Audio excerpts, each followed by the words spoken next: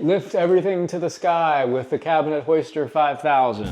We're turning the corner on our kitchen build, and in this episode, we're putting an end to cabinetry. What do you think? You gonna help? He's not sure. Hanging the last wall cabinets with our Cabinet Master 5000, finishing custom pullouts, getting all the knobs and pulls on. I should probably test a couple of these. Nope, just cut all 26 too short. Isn't that just classic? And wrapping it up with toe kicks. If you have a new kitchen in your future, this is definitely one you don't want to miss. I had to break out the Southern accent for that one. I don't even know what kind of accent that is. Do you just hear wire here? Okay, I'm cutting you off. Oh my gosh, he's in the video. Well, after a brief hiatus, George and I are back to install more cabinetry. This time, the upper wall cabinets that we did not do earlier. There was a reason we left these out actually, and it was so that we could get our range hood up over our stove. It was a custom built range hood with a framing kit, and we had to do all sorts of trim work, and I wanted to be able to caulk along the edges of that where it meets the wall. These wall cabinets are only about 1.5 inches on either side of that range hood. So I wanted to keep that space clear, get the range hood all said and done, and now we can mount these guys finally. So the first step to that is, like with all of our base cabinets, screwing them together. On this side of the range hood, obviously these two cabinets will go together. On the other side, it's just one 27-inch cabinet with a filler against the wall. Now, as always, when I'm joining cabinets or putting filler strips on, I always like to put the screw underneath the hinge plate so that you can't see it at all when it's fully assembled. Just a little extra step that I think is worthwhile. Elena's watched me do this enough by now that she decided it was time to give it a shot herself. Let's try it out. All right, drill on high speed. You're gonna wanna just be eyeballing it, drilling nice and straight into there. And let's check our little marker. So this guy, that's our depth marker. Okay. We don't wanna go all the way through because we don't need to. For that should be, yep, that should be plenty. Maybe even just shy of that. Let me show you our screws. These are new. I haven't used the white ones before. Oh yeah. This is 2.5 inches, and at the end of the day, it should sit just like that. Yeah, that's even more than we need. It helps to leave it as a flag, to be honest. Doesn't it like prevent you from... Well, it doesn't prevent you, but you can very clearly see when you're hitting it. How am I looking? So you can use both hands on the drill. That'll help you be more stable.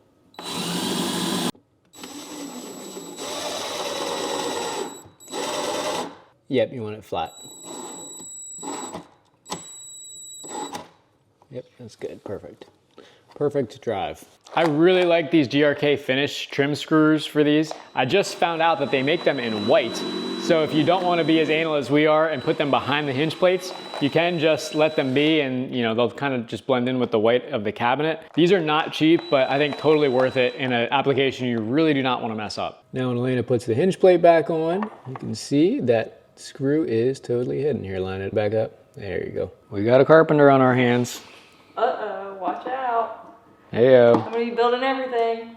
On the back side, both at the top and bottom, we just used a pair of shims here to fill that gap, and then a little countersunk screw that's tan on the tan side. It does pop through a little bit on the white side, but now that is one solid cabinet, 5 total screws holding those together. We are ready to hang these guys now with the help of our Cabinet Hoister 5000, now available on Amazon. Got our 2 Amazon hand jacks with some custom modifications, so to speak. And this is what's gonna make it easy to lift our cabinets up. Give us an ad. Show us your advertisement. Lift everything to the sky with the Cabinet Hoister 5000. What's the weight capacity? Infinite pounds. Literally, you could put the entire world on this thing and it would just hold it and lift it anywhere you need to. What's the warranty? Unlimited for as many years as you want. What's the price? $1. Now available on Amazon. Would you buy it? Well, now we gotta drill a hole for this wire. I had to break out the Southern accent for that one. I don't even know what kind of accent that is. Do you just hear wire here? Okay, I'm cutting you off. All right, so this wire is a little bit high actually. Our cabinets are gonna sit at 18 inches and there is a 3/4 inch flange at the bottom. So this wire is gonna have to come through at the bottom of that 3/4 inch flange. The top of the wire right now is at like 19 inches. So I might actually carve some of this drywall out underneath this so we can bend the wire down a little further and get it up underneath that cabinet base. To locate the hole this way, we have to know where this cabinet's gonna sit in regards to this. That's why I wanted to get this up first, so like we know where this is gonna be. We also want that gap to be the same on either side. So over there, we made it so that an 1.5 inch filler will give us an 1.5 inch gap right here. So our 27-inch cabinet will start 1.5 inches away from the outside of this little piece of trim right here. So I think I'm gonna grab a level, make a line down to here, which actually I think I already have a mark there. And then when I measure over to this wire, that's where I know on my cabinet where I gotta drill the hole. The paddle bits, to keep the tear out down, you start from one side, then when the point comes through, you finish it out from the other side.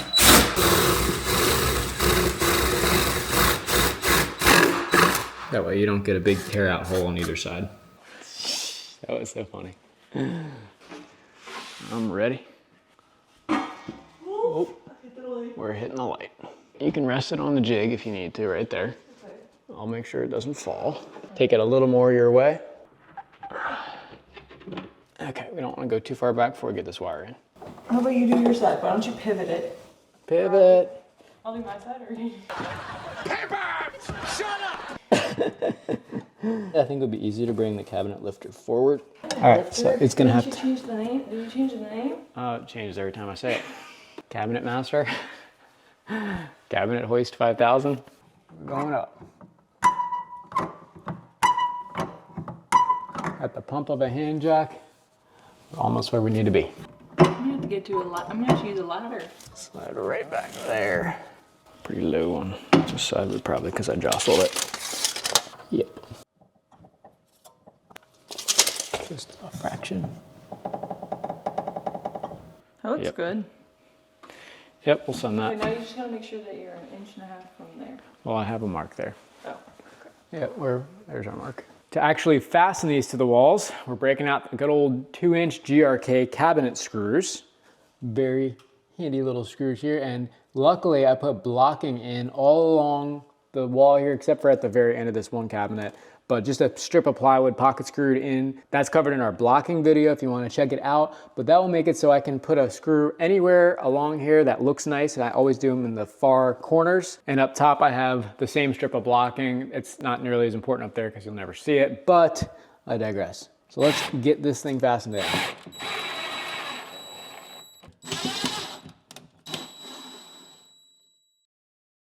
I love when sometimes things just work out and you don't even plan them to, and it's just pure luck. Like this crown molding, for instance. I'm hanging this cabinet and we're thinking, oh my gosh, this is a pretty tight clearance to the ceiling. There's probably only about 4 inches here. Is the crown gonna fit? Here's a scrap. Look at, even if we come flush to the top of the cabinet, I mean, it's 1/8 of an inch away from that ceiling up there. We couldn't have even planned to do that. There are so many things that had to line up for that to work, between the framing of the slope of the roof, the kitchen design. Like, you could not have designed it to be that close. There's just tolerance stack up that would have ended up screwing you. Like 1/8 of an inch to the top of the ceiling. We're gonna be able to run a bead of caulk against this to the top of that slope ceiling.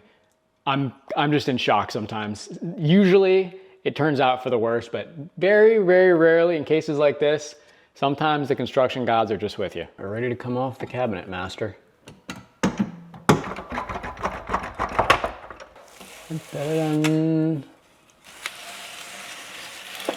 Shout out to the countertop guys who taught me about the bloom hinges that could just be unclipped rather than unscrewed. That was kind of a game changer.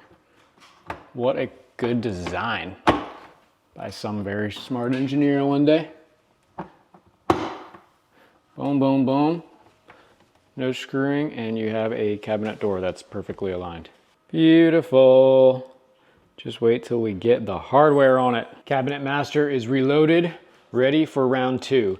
This wire got stubbed out a little bit low by the drywall dudes, so I went ahead and channeled up a little bit more inside the drywall and then just bent it up. I just had to be real careful because we have that Sega vapor barrier. If you can see the green tape right here, this wire is actually taped for air sealing, so I had to make sure not to mess with that tape or the Sega layer behind this, but we're good to go. I didn't even have to go all the way through the drywall actually in order to get this guy where it should be.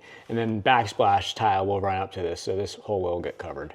Now this panel does have a little bit of a bow in it to the left, so hopefully it's straight enough.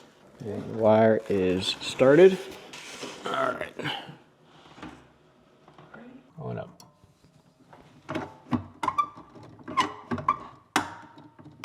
Are you That's- gonna caulk that? Yeah, that's what I was saying. I'll run probably a bead of caulk down there. I think it's pretty good. Cabinet master, disengage.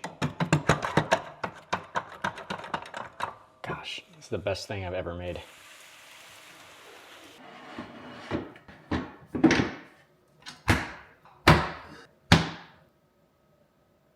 Now onto the very last cabinet of our entire kitchen, a little 15-inch glass door cabinet going above our dishwasher here to hold like cups and glasses, things like that. However, this was one of the ones I thought the most about during design, and it's gonna be really, really tight. It's all because of the slope ceiling right here. We are not on the sidewall like we were with the other cabinet. We're up against that slope ceiling, and I had to make sure during design that we had 36 inches of space here above the countertop where that slope ceiling hit the window. So that was a huge consideration even for framing. And I've done some measurements. We got really close, but it's not perfect. So we actually have 35 1/4 inch above the countertop. This cabinet is gonna hang about 3/4 inches lower than all the rest. We could notch out the back of that cabinet a little bit and get it to the full 36, and I thought about doing that because there is that 1-inch space above the cabinets that's just a hollow space where you can put screws. The problem with that is our crown molding. We are gonna be really tight against the ceiling on the front side with that crown molding, even where we're at right now. If we go up any higher, that's coming off the crown molding. I'm gonna have to find a different, smaller profile of crown. Even as it is on the side, we're gonna be cutting that crown molding into a triangle when we go to put it up against the slope ceiling. There's really not that much we can do about that. But on the front, I wanna leave it a full whole piece so that when you're looking at the kitchen from a distance, you still see that full piece of crown. So we actually mocked it up on our cabinet lifter. We are okay with it being 3/4 inch lower than the rest of the cabinets just because it's all by itself here in this corner away from all the rest of the cabinets and you really can't notice it. So let's get this last one up.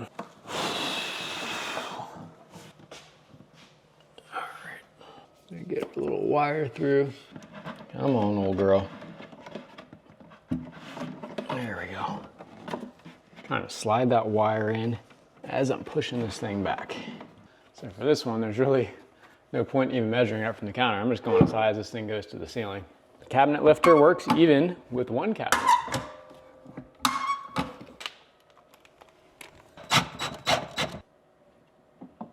The space above this cabinet is so tight, there's no way I can get my impact back there. So I've got not one, not two, but 3 extensions all linked onto each other to make this screw go in. This is probably a sign that I should invest in like a 1 or 2 foot long drill extender, but this is what I got, so we're making it work. Can we get it started? Oh my gosh. This is gonna test me. It should be some sort of Olympic sport.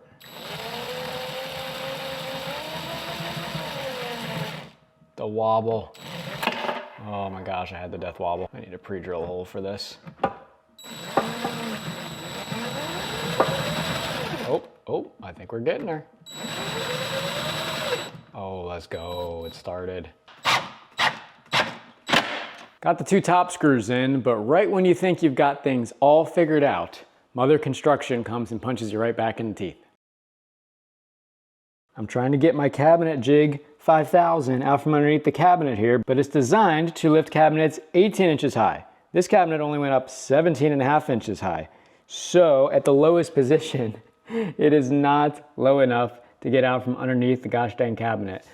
I think I might be able to pry this little piece of LVP off the top and gain myself a 1/4 inch to slide that 3/4 inch on underneath this face frame, but that is a TBD. I really don't want to take down this whole cabinet to get out this jig. And there's nothing else in this stack up that can be easily taken out. There are 2.5 inch long screws going up and down, and there's no way I'm getting either of them out while this thing is sitting on the countertop. So wish me luck here.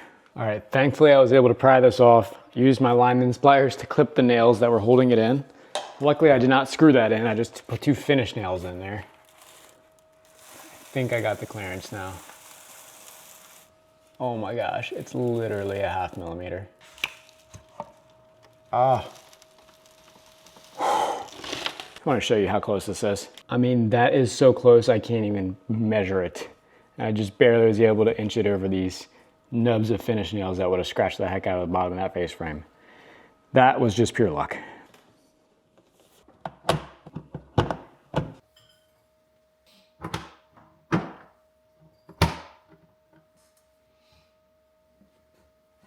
I've been putting off the front of this little spice drawer pullout for too long. I've been waiting on our knobs, our decorative knobs, but we finally did get some samples in, so I'm gonna go ahead and use one of those samples now that we've selected it. George is gonna be my helper for the day. He wants to come hang out. George wants to tell you that this is gonna be a little bit of a tricky installation compared to usual just because it's a 2-layer. So we have to put an overlay filler on to get us out to the width of the face frame, and then another false drawer front panel to bring us out to the same width as this.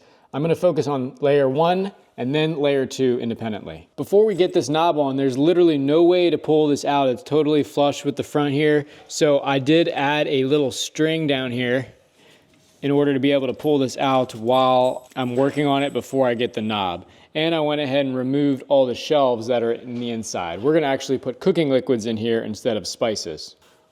Now when I set this, I was really precise on where this thing went. So there's literally a 1/16 of an inch clearance on either side. And I'm gonna have to be really careful that I don't end up binding on one side or the other. The good news is the mounting holes are slotted, so I will be able to play around with this a little bit before we really lock it down. When I look at this closer, I don't know if it's the overlay filler or how this is in here, but it needs to come out a little bit on this side, just like right here in the middle. So I think I'm gonna do a dual purpose shim here in a piece of Velcro. I'm gonna put that Velcro here, and it's gonna do double duty to help keep the door in place while I'm trying to get everything lined up. Hopefully this works out, otherwise I'm gonna be peeling this off in pretty short order. Try to get it as evenly spaced all the way around. It's holding up there. Give the old string a tug. Now we can just do the 2 screws in the oval slots and hopefully get this thing going. Oh, you know what? That Velcro shim is way too thick. When you stack those 2 pieces together, that's like 1/8 of an inch. I'm not sure that's gonna work. Before I take it off though, I'm gonna at least get a pilot hole in here. Gosh, these Velcro pads are no joke. Sticky.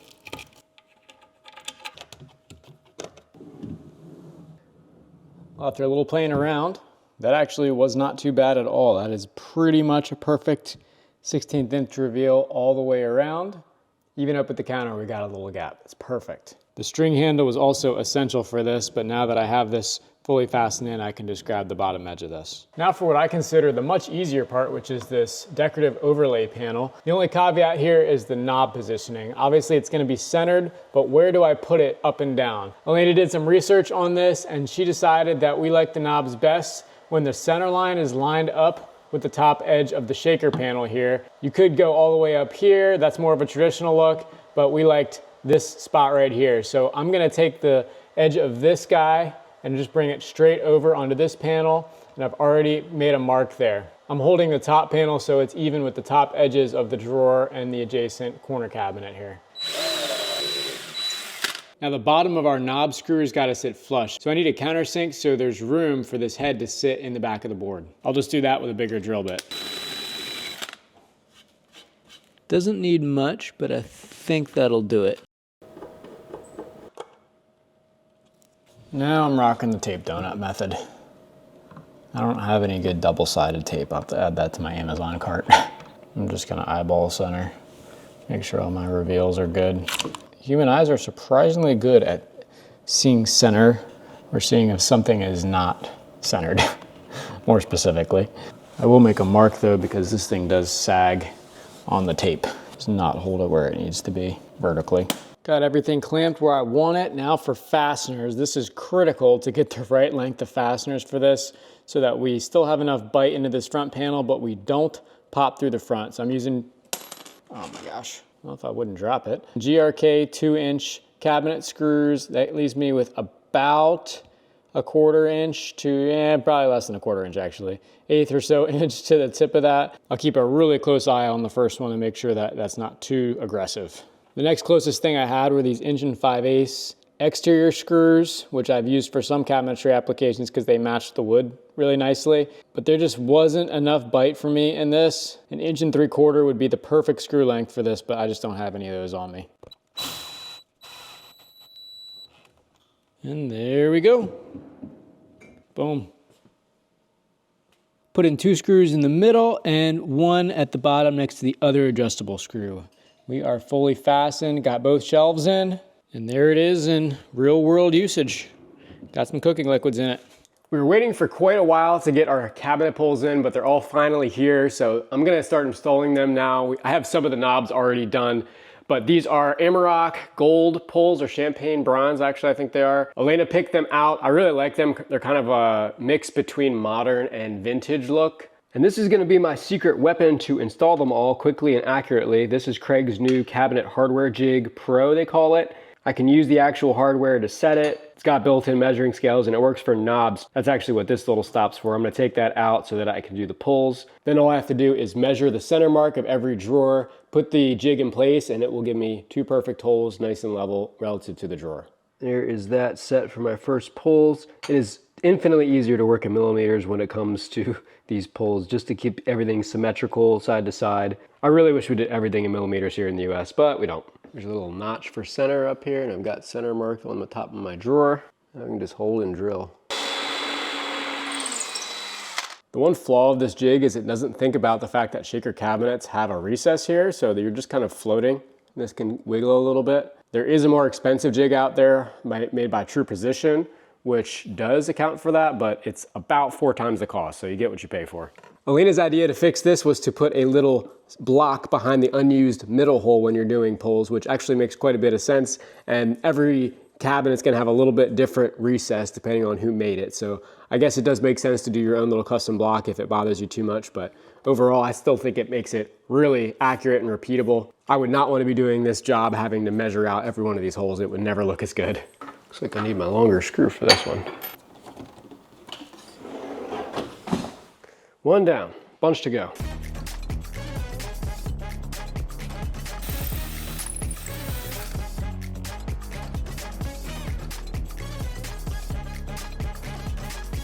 Well, this is just classic, an easy project turning harder than it needs to be. These handles come with 2 size screws, short and long. Of course, the short doesn't even come through. The long is at least a 1/4 inch too long. When I hold this handle up, this is like well into the skinny part of the handle. It doesn't even come close to tightening up. So I have to cut all these long screws down by about a 1/4 inch. Here's my go-to method for screw shortening, which I use all the time. Find the matching nut, put it in a vice grip, cheap lineman's pliers, back the screw out of the nut to reform the threads that you just deformed. Shortened, rethreaded screw. Now repeat, in my case, only 26 more times, and we'll be ready to finally put the handles on. Ooh, that's a little short, isn't it? If I didn't just cut all these too short. That would be a doozy. I was like, I should probably test a couple of these. Nope, just cut all 26 too short. Isn't that just classic? This one looks long enough. I'm just gonna test them. Some are gonna be long enough. All right, well, at least we got one down anyway. Well, after cutting 20 out of 26 bolts with the help of George here, thankfully I had some extras. We have cabinet pulls everywhere. This is awesome. The last thing we need to do is cover up the front of these ugly toe kicks with some actual skin panel toe kicks that came with the cabinet order, just 1/4 inch thick MDF that's painted the same as the cabinets. I'm gonna glue some of them on, some of them not. This one's the dishwasher right here, so I don't wanna permanently put that one on in case we need to replace this dishwasher. But I'll also be using pin nails to hold everything. So this one will just get these little 23 gauge pin nails, and those are small enough that they hold, but you really can't see them at all. I probably won't even have to touch up paint them. What do you think? You gonna help? He's not sure. He's an awkward little guy, aren't you?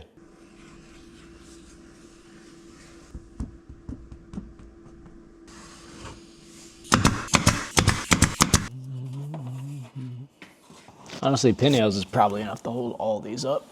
Oh crap, I got a shim I haven't trimmed off there. Okay, we got her up underneath. Just one area of the floorboard is not quite trimmed. Nothing a little shim can't solve.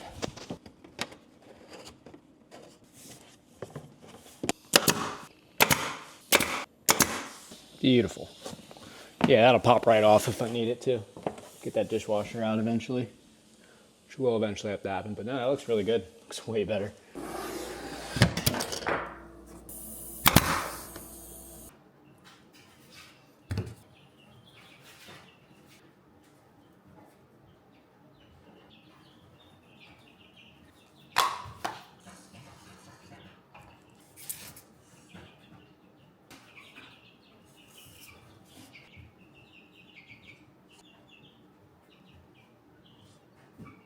This one's a little tricky because it's an angled base cabinet, so it's got an extra skin panel on the outside, and this whole front face is at 45. So this is what I did. Had to get a little creative. This is an extra shallow angle that I made by cutting a 45 and then sanding it with the angle grinder so I could get as tight of a corner as possible between these two. And then on this side, I did want to cover this plywood edge somehow. This is probably overkill, but I cut a couple angled pieces and glued them on to the edge of this big board with just some fast cap CA glue. Once I touch up these edges with the touch-up pen, this should be kind of like a nice little end cap here once this is all set and flush. I'm gonna stick a little shim back here just to support this floating edge. With the toe kicks done, that is the last bit of custom carpentry on the cabinets, except for crown molding, which I'm gonna do in a different video. We're finally nearing the end of our kitchen projects, but there are still a few more left. Under cabinet lighting, tile backsplash, the crown molding, like I said, some floating shelves we have to hang over the dry bar, a pantry pocket door. The list goes on. As always, the projects truly never end, but we're really loving how the kitchen is turning out though, as far as the design, the layout, the function of the space. I think eventually we'll do a video dedicated to just kitchen layout and design. There's been a couple features that have been absolute game changers. The pullouts have been one of them. We would never do another kitchen without that. So keep an eye out for a video like that in the future. Hopefully this video helped if you're planning a kitchen coming up. As always, thanks for watching and we'll see you on the next one.